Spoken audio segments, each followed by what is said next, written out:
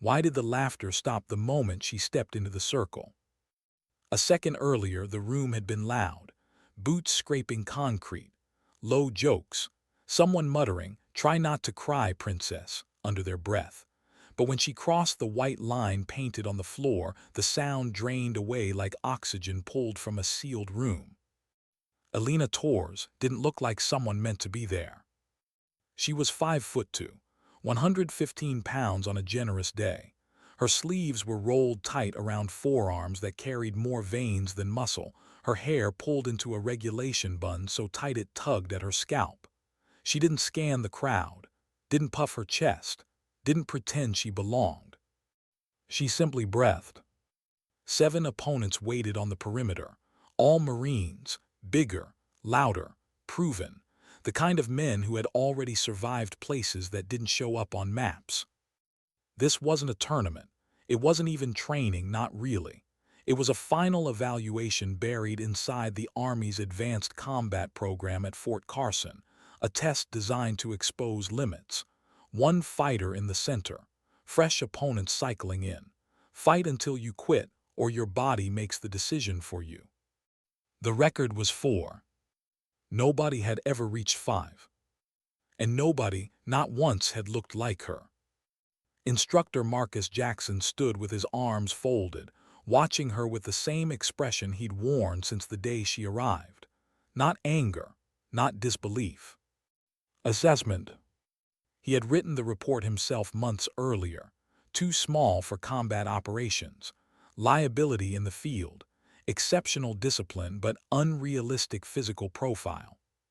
He hadn't hated her. That was worse.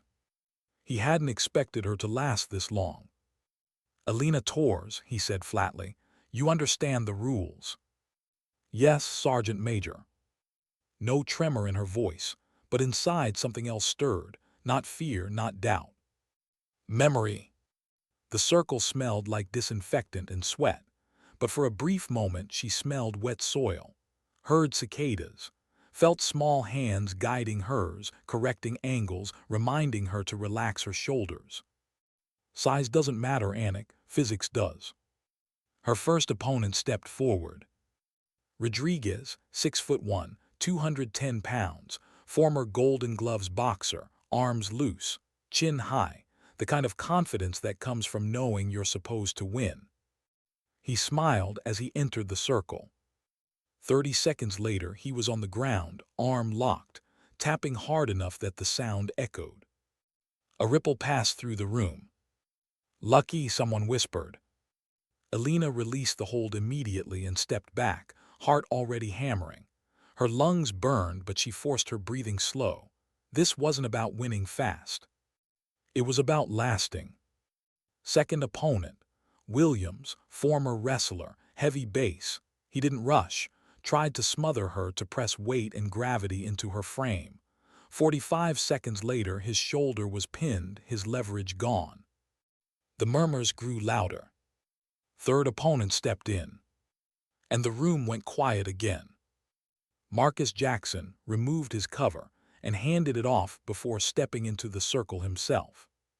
He hadn't planned to fight her, not publicly, but something about the way she moved, the way she never wasted energy, had unsettled him. He wanted to feel it firsthand. They circled. Jackson moved first, fast, clean, textbook Army combatives, every strike efficient, every step measured, 20 years of muscle memory driving his body. Alina didn't meet him head-on. She flowed. Her movement didn't look like training, it looked like evasion, like water slipping past stone. She redirected his momentum, never colliding with it. Her strikes weren't heavy, they were precise. Fingers brushing nerve clusters, weight shifts that collapsed balance. Jackson felt his hand go numb. Then his knee buckled. Then he was on the ground. Pinned. The silence was total. No one had ever pinned Marcus Jackson. Not in demonstrations, not in sparring, not in stories whispered by recruits who wanted to sound impressive. Alina released him and stepped back before he even asked. Jackson rose slowly, His pride stung less than his certainty. Because now he knew something. She wasn't improvising. She was executing a system. 4 opponents remained, and Alina's muscles were beginning to scream. Sweat traced the line of her spine. Her hands trembled when she flexed them. She forced herself to keep her face neutral. Weakness wasn't something she hid anymore. It was something she managed. As the 4th Marine stepped into the circle, Alina closed her eyes for half a breath. Find the space between heartbeats. Her grandmother's voice, calm and unyielding, echoed in her mind. That space is where warriors live. The fight began again, and none of them yet understood the truth. She hadn't trained for this program. She had trained for this moment her entire life. Why did her legs start shaking only after the 4th man stepped into the circle? Not before, not during the first exchange. Only after the door closed behind him and the noise of the room seemed to press inward, heavier now, denser. Fatigue had a way of arriving quietly. It didn't announce itself with pain at first. It whispered. It softened reaction time by fractions of a second. It made balance feel negotiable. Alina felt it in her calves as the 4th opponent rolled his shoulders and smiled like someone who believed momentum was on his side. Fresh, rested, hungry. She was. The 4th Marine came in fast, testing her guard with a probing strike, then another. Alina didn't counter. She let him spend energy, let him feel in control. The lesson her grandmother drilled into her before she was old enough to read echoed again. Let them believe the fight is theirs. That belief costs them more than any strike. But belief didn't make her lungs burn less. Her breathing stayed measured, but the ache crept deeper now. Muscles that had responded effortlessly minutes earlier required intention, focus, discipline. She could feel sweat slipping into her eyes, stinging, blurring edges. The Marine tried to close distance, pressing her toward the circle's edge. That was the mistake. Alina pivoted at the last second, redirecting his weight into emptiness. His foot slipped, just enough. She didn't throw him hard. She didn't need to. She guided him down, controlled, efficient, conserving what little energy she had left. 4 down. She stepped back, hands open, chest rising and falling faster now. No applause, no cheers. Just the low hum of disbelief. Marcus Jackson's eyes never left her. This wasn't strength. It wasn't speed. It was something else. Something he hadn't been trained to recognize because it didn't fit doctrine. Efficiency. The 5th opponent entered. This one didn't smile. He was quieter, older than most of the others. A technician. The kind of Marine who didn't waste movement or words. Alina recognized the danger immediately. Fighters like this didn't give you their momentum. They took yours. The first exchange was cautious. Circling, feints, testing distance. Alina felt the delay between thought and movement stretch just slightly. Her right hand came up a heartbeat slower than she wanted. The Marine noticed. He pressed. For the first time since entering the circle, Alina stumbled. It was small, barely visible, but it sent a spike of cold clarity through her chest. This is where people quit, her mind offered quietly. Not because they're beaten, but because they realize they can be. She swallowed and steadied herself. Ignored the tremor in her thighs. Ignored the voice that asked how many more she could realistically handle. Her grandmother had never trained her to be fearless. She trained her to act anyway. The Marine lunged again, attempting to clinch to bring weight and leverage into play. Alina moved inside the attack, close enough to smell sweat and metal. Her hand struck nerves, not muscles. Pain flared across his arm, reflexively weakening his grip. She felt the opening before she saw it. A shift in balance. A fraction of overcommitment. She took it. The takedown was messy, slower than the others. It cost her more energy than she could afford. But when the Marine tapped out, his breath ragged, Alina was still standing. 5. No one spoke. Even the instructors had gone still now, watching with a different posture. Not casual, not instructional. Witnessing. Alina backed away again, chest heaving, forcing air deep into her lungs. Her vision tunneled briefly, darkening at the edges. She blinked hard, grounding herself in sensation, the rough floor beneath her boots, the weight of her own body. One more like that, and she wouldn't be able to hide it. The sixth opponent entered. Rodriguez again. He hadn't expected to come back in. None of them had. His expression was different now. Gone was the earlier confidence. In its place, respect and something sharper. Determination. They engaged quickly. No theatrics. Rodriguez attacked with discipline this time, mixing power with caution. Alina defended on instinct, her training carrying her through movements her conscious mind was too tired to manage. But fatigue was relentless. Her reactions dulled. Rodriguez landed a strike to her shoulder, controlled, but solid enough to rattle her bones. Pain bloomed, hot and immediate. For a split second, anger flared. Not at him. At herself. That moment nearly cost her everything. She recovered just in time, redirecting his follow-up, using his momentum to bring him down in a tight, efficient sequence. Rodriguez tapped quickly, breathless, eyes wide. As Alina stepped away, her knees nearly buckled. She locked them. 6. Only one remained. Marcus Jackson hadn't moved. His arms were no longer crossed. He looked uncertain. The 7th Marine entered the circle slowly. This was the one they had saved. The biggest, the strongest, a man who had watched every second, learning her patterns, her timing, her tells. He didn't rush. He didn't provoke. He waited. Alina felt a wave of exhaustion crash through her body, so sudden, it almost made her laugh. This is where it ends, a small voice whispered. Not in failure. In emptiness. She straightened anyway. Her grandmother's backyard flickered through her mind, dry Texas heat, cracked earth, an old woman correcting her stance with gentle taps of a cane. When your body is empty, Anik, your technique must be full. The Marine attacked with brutal efficiency. No wasted strikes, no testing.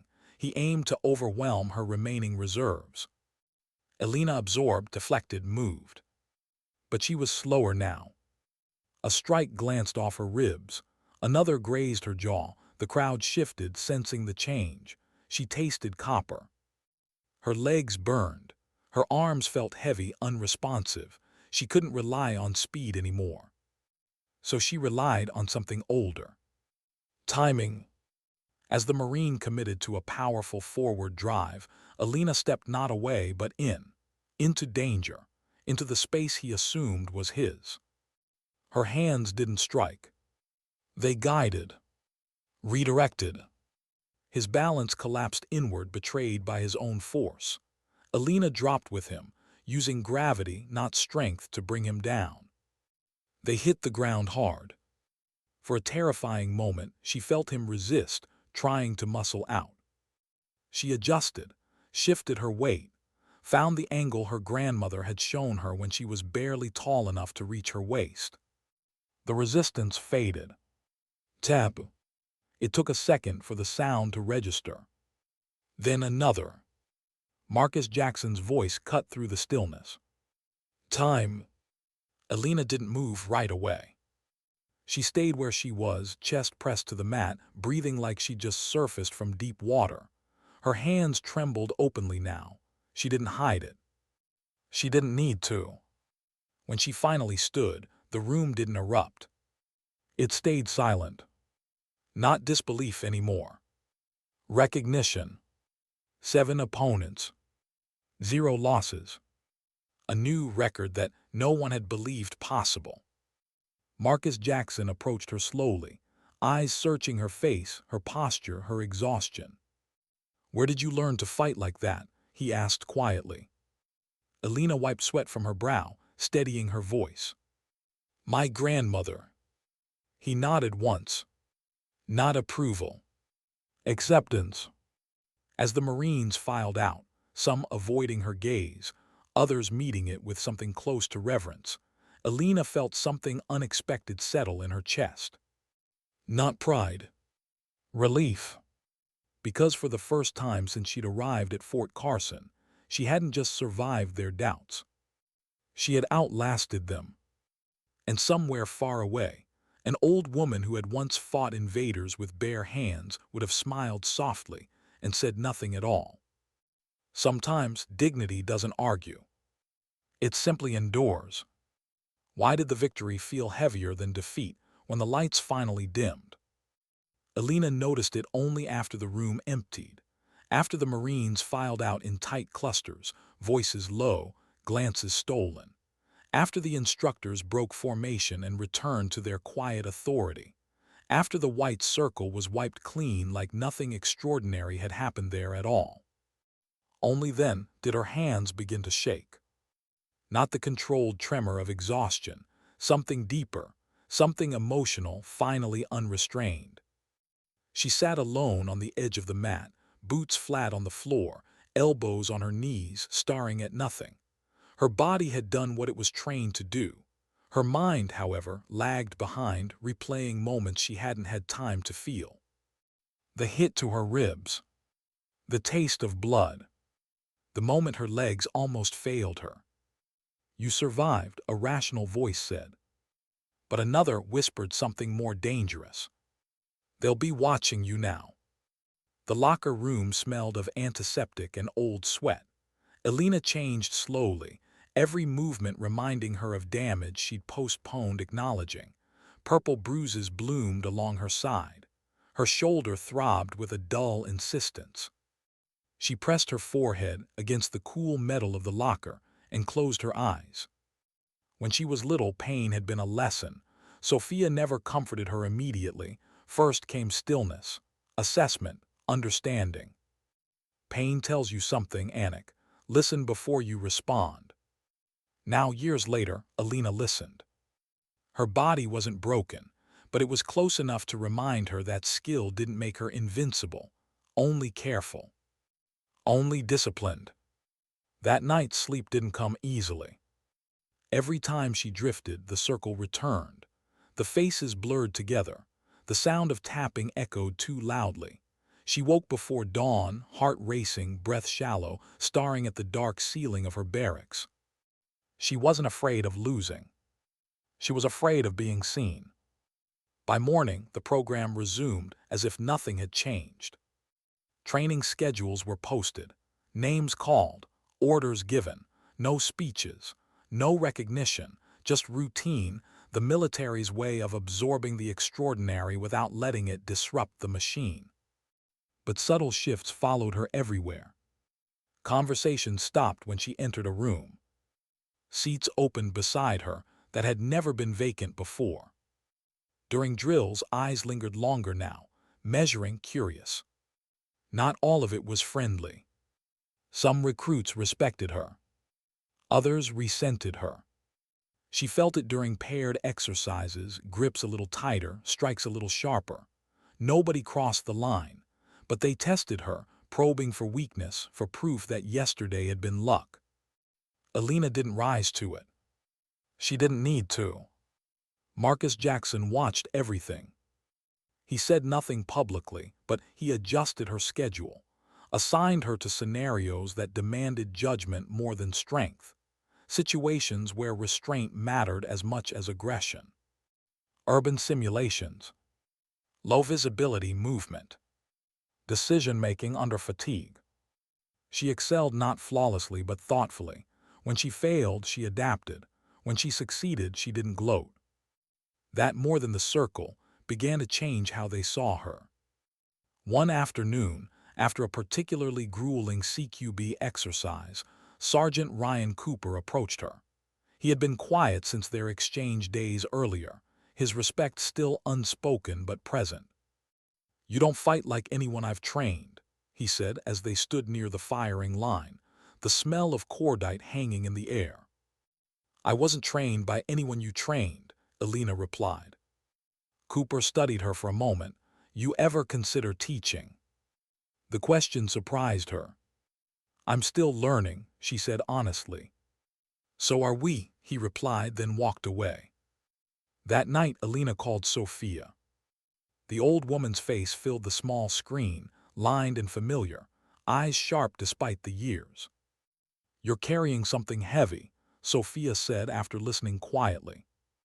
"I won," Alina replied, "but it doesn't feel like the end of anything." Sophia smiled faintly, because it was. There was a pause, the kind that invited truth. "They look at me differently now," Alina admitted. "Some with respect, some like I took something from them." Sophia nodded. Power always makes people uncomfortable, especially when it comes from places they were taught to ignore. "I don't want to become a symbol," Alina said softly. "You already are," Sophia replied. "The question is what kind." The words lingered long after the call ended. Weeks passed. The advanced combat program intensified, sleep shortened, pressure increased, and Alina felt herself changing not physically but internally. She was no longer just trying to prove she belonged. She was trying to decide why. The answer came during a night simulation. The scenario was simple on paper: navigate a mock urban environment, retrieve an asset, exfiltrate under pressure, but something went wrong early. A recruit panicked, broke formation, drew attention. In the chaos, Alina found herself separated, alone in a narrow corridor, hearing footsteps closing in. Old instincts surged.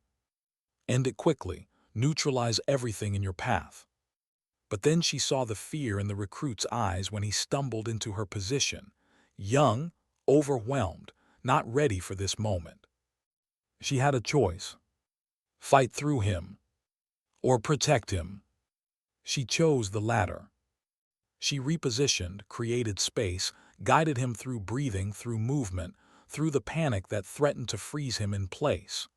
They moved together, slower than optimal, quieter than expected. They completed the mission. When the exercise ended, Marcus Jackson pulled her aside. "You sacrificed time," he said. "Yes, Sergeant Major." "You risked failure." "Yes, Sergeant Major." "And yet," he continued, "you succeeded." He studied her closely. "That's leadership tours, not dominance, responsibility." The words settled differently than praise ever had. Leadership. That night Alina lay awake again, but this time her thoughts were steady. She understood now why victory had felt heavy. Because skill alone wasn't the point. Skill was a tool. What mattered was what you chose to do when you had it. By the end of the program, rumors circulated quietly about new training modules, about adaptive combat methods, about techniques that didn't rely on size or brute force. Alina was never named directly, but her influence was unmistakable. On graduation day, there were no grand speeches about her record, just a firm handshake from Marcus Jackson. "You changed something here," he said quietly. "Not by force, by example." Alina nodded, unsure how to respond. As she walked away from Fort Carson, duffel bag slung over her shoulder, she felt a strange calm. She hadn't silenced the doubts. She had given them something better to do. Think. And somewhere in Texas, an old woman sat on a porch, listening to the wind, knowing without being told that the lesson had taken root. Strength, after all, was never about being louder than the world. Sometimes it was about carrying others through it, even when no one was watching. Why did the mission briefing feel colder than the desert night outside the hangar? Alina noticed it before anyone spoke. The way the air seemed tighter, the way voices dropped without being told to. This wasn't training anymore. Not really. Training had room for mistakes. This briefing didn't.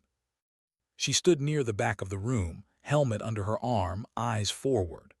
The screen glowed with satellite images, blurred rooftops, narrow streets, heat signatures frozen in time. Somewhere inside those pixels, people were already making decisions that would cost lives. Maybe theirs. Maybe someone else. Listen carefully, the mission commander said. We won't repeat this. Alina had been attached to the unit quietly. No announcement, no explanation, just orders that came down already signed. She wasn't the most senior. She wasn't the strongest. She wasn't even supposed to be here. And yet here she was. The plan was simple, which meant it was. Insertion before dawn. Target compound suspected of housing a courier with time-sensitive intel. Confirm presence. Capture if possible. Neutralize if necessary. Exfil before local forces could respond. Standard language. Clean words for messy outcomes. Alina felt the familiar tightening in her chest, not fear but responsibility. This wasn't the circle. There would be no taps here, no resets, no instructors watching with stopwatches. Only consequences. As the briefing ended, the team dispersed in practice silence. Weapons checked, gear adjusted, final habits performed with ritual precision. Sergeant Ryan Cooper caught up to her near the aircraft. "You ready?" he asked. She considered the question. "I'm prepared," she said. He nodded. It was the closest either of them came to reassurance. The helicopter ride was loud, violent, and lonely all at once. Alina sat strapped in, hands resting lightly on her rifle, eyes closed not in prayer but in focus.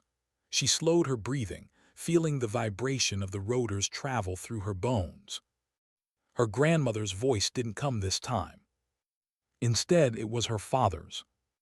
"You don't need to be the loudest one in the room. You need to be the one who sees clearly when others can't." The bird touched down hard. Dust exploded upward, swallowing the night. The team moved immediately, bodies low, shapes dissolving into darkness. Alina flowed with them, senses sharpened, movements economical. Every step mattered now. Every sound carried. They reached the perimeter without incident. Too quiet. That was the first warning. The breach went smoothly. Door cleared, room secured, no resistance. No civilians, no sign of the courier. Wrong place, wrong time. Alina felt it then, that subtle pressure at the base of her skull. The instinct that had saved her more times than she could count. This wasn't empty. It was waiting. "Hold," she whispered, barely audible over comms. Cooper paused. "What do you see?" "Nothing," she replied. "That's the problem." A second later, the night erupted. Gunfire cracked from an adjacent structure, shouts in a language she recognized but didn't speak. The team reacted instantly, returning fire, repositioning, taking cover. Ambush. Alina moved without conscious thought, pulling one of the younger operators down just as rounds chewed through the wall where his head had been. They scattered into controlled chaos. This wasn't about strength now, or even technique. This was about survival. Alina took point through a narrow passageway, clearing angles, signaling movement. Her size became an advantage, slipping through gaps, repositioning faster, presenting less target. She felt the world narrow to fragments, light, shadow, sound, intention. A hostile emerged from behind cover. Alina fired once, clean, controlled. She didn't think about him after. There was no room. They pushed toward the exfil route, but resistance thickened. Local fighters moved aggressively, emboldened by numbers and terrain. The team took a hit, one man down, bleeding, conscious but immobile. Everything slowed. Alina knelt beside him, hands already working, voice calm despite the gunfire snapping overhead.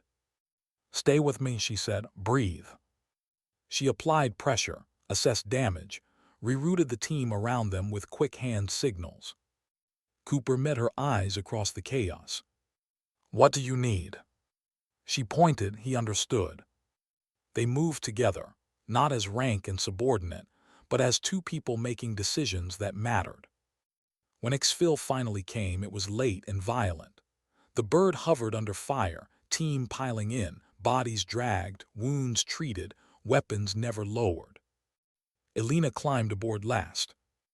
As the helicopter pulled away, she allowed herself one breath of release. Then she saw the blood on her hands. Not hers. She scrubbed them clean later, methodically, staring at the metal sink as water ran red, then clear. Back at base, no one celebrated. They debriefed, accounted for rounds fired, logged injuries, filed reports that would never capture what it felt like to choose who moved and who didn't. Elena sat quietly, listening more than she spoke. When it was over, Cooper lingered. "You saved him," he said simply. "We all did," she replied. He shook his head slightly. "You noticed first, you always do." She didn't answer. That night, alone in her quarters, the weight finally settled. The circle felt like a lifetime ago. This was different. This stayed with you. She called Sophia the next morning. "I took a life," Elena said without preamble. Sophia didn't flinch, and I don't feel proud," Elena said. "I don't feel strong." There was a pause. "Good," Sophia replied softly. "If you ever do, you should stop." Elena closed her eyes. "You protected others," Sophia continued. "That is the burden of warriors who still have hearts. Do not lose that burden. It will keep you human." After the call, Elena stepped outside and let the sun warm her face. She knew now that the world she had entered would never stop testing her, not her strength, but her restraint, not her courage, but her clarity. She wasn't trying to prove she belonged anymore. She was trying to deserve the trust placed in her. And somewhere ahead, she sensed it, the moment that would ask everything of her again. Not in a circle, not in training, but in silence when no one would be watching. Sometimes, redemption doesn't come from victory. It comes from choosing care when violence would be easier. Why did silence feel more dangerous than gunfire as the aircraft doors closed behind her? Elena noticed it on the flight back, the way no one spoke unless necessary. No dark humor, no forced decompression, just the dull roar of engines and the weight of what hadn't gone according to plan. The mission was marked partial success in the log, intel incomplete, courier escaped, one wounded operator evacuated stable. On paper, it would fade into statistics. In her body, it stayed. She sat strapped in, helmet resting between her boots, hands folded loosely in her lap. They looked steady now. But she knew better. She knew how close she had come to hesitation, how thin the margin had been between control and chaos. That frightened her more than the ambush. Because hesitation meant doubt. And doubt, unchecked, got people killed. Back at base, routine reclaimed them quickly. Medical checks, weapon turn-in, debriefing stripped of emotion. Elena answered questions concisely, accurately, without embellishment. She didn't mention the instinct that had screamed wrong before the first shot was fired. She didn't talk about the second it took her to decide to pull the trigger. Some things didn't fit into after-action reports.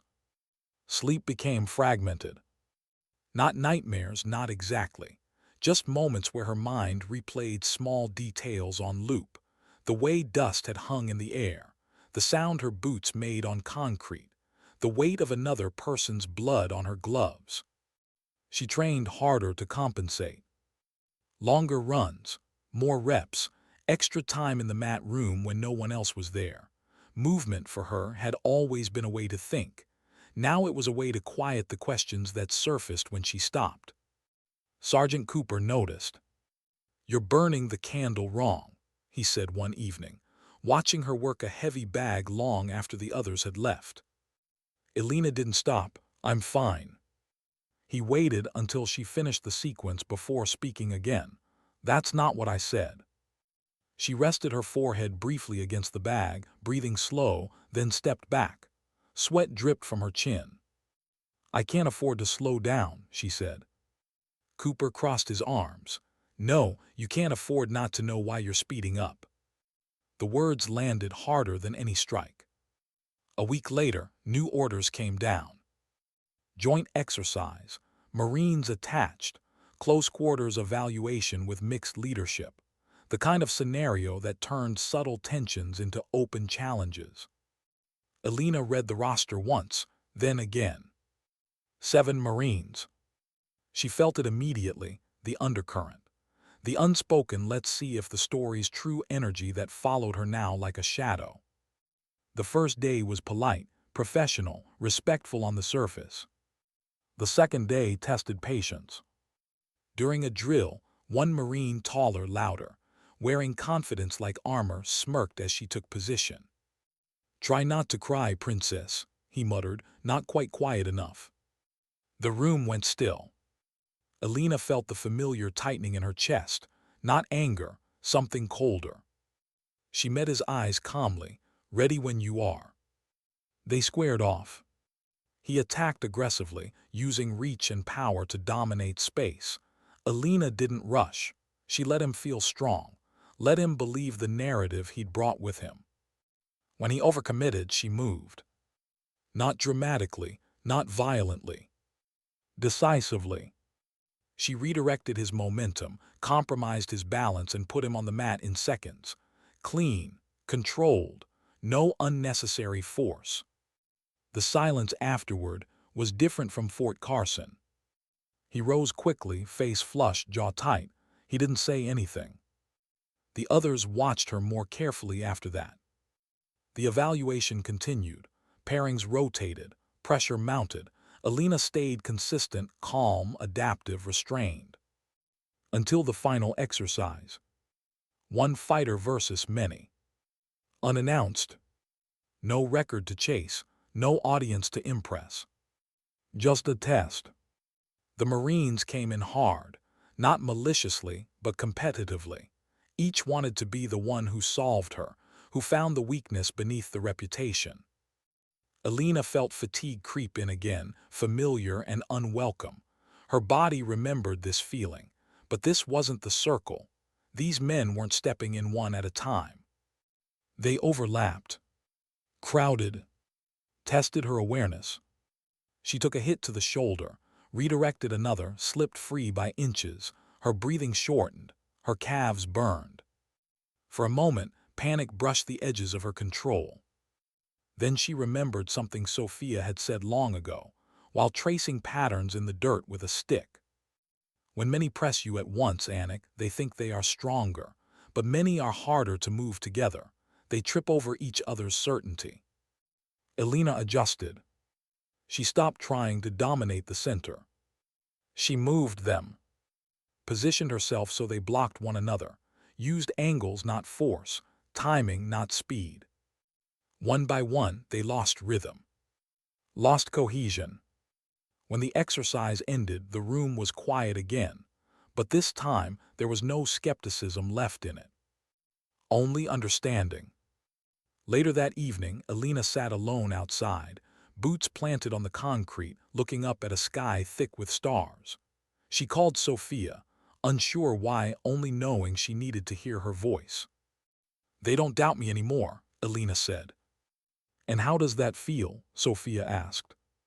Alina considered it. Lonely. Sophia chuckled softly. "Yes, leadership often is." "I didn't ask for this," Alina said. "The attention, the expectations." "No one worthy ever does," Sophia replied. "But now that it has found you, you must decide what you'll do with it." A pause. "Teach," Sophia continued. "Protect, pass it on, or it will harden you." Alina stared at the stars. She thought of the younger operator she'd shielded, of the Marine on the mat who'd expected mockery and found professionalism instead, of the unspoken respect that followed restraint more than domination. "I don't want to be remembered for how many I put down," Alina said quietly. Sophia smiled. "Then you won't be." The next morning, Alina was asked to brief a small group, informal, voluntary attendance. She didn't lecture. She demonstrated. Showed how angles mattered more than strength, how breath controlled panic, how awareness saved energy. She didn't claim ownership of the techniques. She spoke of lineage, of learning, of adaptation. The room was full, not because she demanded it, because people listened. As the session ended, the Marine who had mocked her earlier approached. He didn't meet her eyes at first. "I was wrong," he said finally. Alina nodded. "That happens." He hesitated. "Thanks for not making a spectacle of it." She met his gaze then. "We're here to get better, not smaller." That night alone again, Alina felt something settle inside her. Not pride. Purpose. She understood now that her strength wasn't in proving others wrong, but in making space for them to grow without humiliation. The warrior her grandmother had shaped wasn't meant to dominate the room. She was meant to change it. Quietly, and somewhere ahead, she sensed the final test waiting. Not of her skill, but of everything she had become. Sometimes, the hardest battles come after the world stops doubting you and starts believing. Why did she hesitate at the edge of the ramp when the order finally came? The aircraft was ready, engines humming, green lights blinking in patient rhythm. Everyone else moved on instinct, helmets on, checks complete, bodies already shifting toward action. Alina paused for half a second too long. Not because she was afraid of what waited below. Because she understood what this mission would take from her, even if everything went right. The intel had come in fragmented, late and fragile. A safe house, a narrow window, a chance to intercept a network that had already slipped through too many hands. This wasn't about records or reputation. This was about preventing something quiet and irreversible. The kind of damage that never made headlines. She stepped forward. The ramp lowered. Cold air rushed in, sharp and real. Alina adjusted her grip on her rifle and moved with the team, disappearing into the night once more. The city below was dense and alive, lights scattered like broken constellations, alleys folded into one another, humanity compressed into tight spaces. This environment punished force. It rewarded patience. Alina felt calm. Not empty. Clear. They moved fast but softly, ghosts threading through streets that had learned to swallow sound. The team trusted her positioning now without discussion. When she slowed, they slowed. When she shifted, they followed. Leadership without announcement. They reached the building without resistance. That worried her. Inside, the air was stale, furniture abandoned in a hurry, signs of flight, not occupation. Someone had been here recently and had expected them. A trap wasn't always violence. Sometimes it was absence. Alina felt it again, that tightening behind her eyes, the instinct sharpened by years of being underestimated. "They're close," she murmured into comms, "not gone." The team adjusted formation. Then it happened. A door burst open from the far end of the corridor. A figure bolted, smaller than expected, panicked, unarmed. A teenager, maybe younger. The world slowed. Someone behind Alina shouted, "Target moving." Fingers tightened on triggers. This was the moment that defined everything. Alina stepped into the line of fire without thinking. "Hold," she commanded. The word carried weight now. The figure froze, hands raised, eyes wide with terror. Not a courier, not a fighter, just someone who had been paid to watch, to warn, to run. A disposable piece in someone else's war. Alina approached slowly, weapon lowered but ready. She saw it all in the kid's face: fear, regret, confusion. No ideology, no conviction. Just survival. She signaled the team back. They secured the area, extracted what little intel they could, and moved out before the city could respond. No shots fired. No bodies left behind. On the flight home, no one spoke. But this time, the silence felt different. It wasn't heavy. It was respectful. Back at base, reports were written, conclusions drawn, opportunities missed and mitigated. The operation would be categorized as preventative success. No medals, no headlines. Alina preferred it that way. Weeks later, she stood again in a training space, but this one felt different. New faces, mixed units, younger soldiers, some nervous, some confident, all watching her with expectation she hadn't asked for. She stood in the center, not as a challenger, but as a guide. She didn't begin with techniques. She began with a question. Why do you think you're here? Answers came hesitantly at first, to be strong, to survive, to win. Alina nodded. All of that matters, she said, but it's not enough. She demonstrated movement, small adjustments, subtle angles, how to conserve energy, how to listen to your body instead of fighting it, how to control another person without destroying them. She spoke of awareness, of restraint, of choosing when not to strike. Not as philosophy, as survival. After the session, a young woman lingered, smaller than most, eyes sharp but uncertain. "Ma'am," she said quietly, "they told me I'd never make it here." Alina studied her for a moment. "Who told you that?" "Everyone," the recruit replied. Alina smiled faintly. "Then you're in the right place." That evening, Alina called Sophia. The old woman answered slowly, her movements careful now. Age had taken its toll not on her mind but on her body. Still, her eyes were bright. "I think I understand now," Alina said. Sophia waited. "I used to think strength was something you proved," Alina continued. "Then I thought it was something you survived, but it's neither." Sophia nodded. "It's something you carry," Alina finished, "and decide how to use." Sophia smiled, the kind of smile that didn't need words. "You have become what you were meant to be," she said softly. "Not the strongest, not the loudest, but the one who remembers why the blade exists." They sat in silence together through the screen. Days later, Alina stood alone at the edge of the training field at Fort Carson, watching recruits move through drills she had helped shape. Her body bore the quiet scars of years lived on the edge of readiness.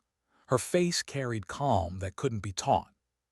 She was no longer invisible, but she was no longer trying to be seen. The whispers had changed over time. From "she doesn't belong," to "watch her," to "learn from her," and eventually to "nothing at all." Because presence, once established, no longer needed commentary.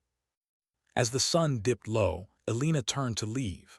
Her reflection caught briefly in a window, not the girl who had stepped into the circle, trembling and underestimated. But not a legend either. Just a woman who had chosen discipline over ego, care over cruelty, precision over pride. Someone who understood that the deepest strength was quiet enough to go unnoticed, until it was needed most. She walked away as the lights came on behind her, carrying no trophy, no title, no need for recognition. Only legacy. Sometimes dignity doesn't speak. It doesn't demand applause or carve its name into history. Sometimes dignity simply acts and leaves the world steadier than it found it.